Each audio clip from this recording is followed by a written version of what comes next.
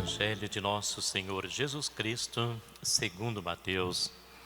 Depois que a multidão comera até saciar-se, Jesus mandou que os discípulos entrassem na barca e seguissem à sua frente para o outro lado do mar, enquanto ele despediria as multidões. Depois de despedi-las, Jesus subiu ao monte para orar a sós. A noite chegou e Jesus continuava ali, sozinho. A barca, porém, já longe da terra, era agitada pelas ondas, pois o vento era contrário. Pelas 3 horas da manhã, Jesus veio até os discípulos andando sobre o mar. Quando os discípulos o avistaram, andando sobre o mar, ficaram apavorados e disseram: "É um fantasma!" E gritaram de medo. Jesus, porém, logo lhe disse: "Coragem, sou eu, não tenhais medo." Então Pedro lhe disse: "Senhor, se és tu, manda-me ir ao teu encontro, caminhando sobre a água." E Jesus respondeu: "Vem." Pedro desceu da barca e começou a andar sobre a água em direção a Jesus. Mas quando sentiu o vento, ficou com medo e, começando a afundar, gritou: "Senhor, salva-me." Jesus estendeu a mão, segurou Pedro e lhe disse: "Homem fraco na fé, por que duvidastes?" Assim que subiram na barca, o vento se acalmou. Os que estavam na barca prostraram-se diante dele, dizendo: "Verdadeiramente, tu és o Filho de Deus." Após a travessia, desembarcaram em Genezaré.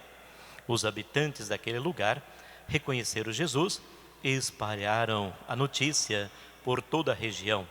Então levaram a ele todos os doentes e pediram que pusessem ao menos tocar a barra de sua veste. E todos os que a tocaram ficaram curados. Palavra da salvação. Glória a vós, Senhor. Diz o texto sagrado: depois da multiplicação dos pães, Jesus vai num lugar a sós para rezar.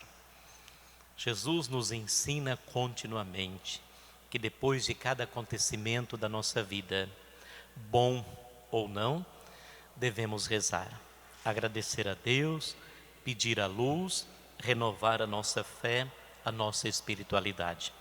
Conseguiremos atravessar a vida, o mar, só em oração.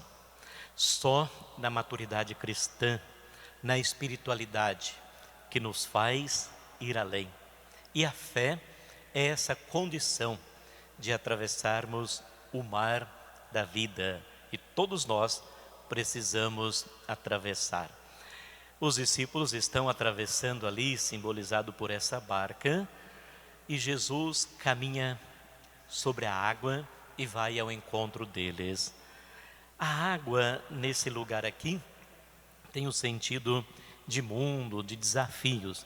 Jesus sobre a água significa que ele está acima dos desafios, que ele é Senhor absoluto de toda a obra da criação e ele tem domínio sobre a obra da criação. Os discípulos pensavam que era um fantasma e gritaram de medo. Às vezes, envolto nos nossos problemas, nas nossas dores, e quantas vezes nós os absolutizamos, nós também não percebemos a presença do Senhor, que vem ao nosso encontro, nos acontecimentos da vida. E às vezes gritamos também de medo, mas Jesus logo acalma: "Coragem, sou eu, não tenhais medo." Quanta agitação aqui dentro, quantos conflitos, mas o Senhor é capaz de nos acalmar.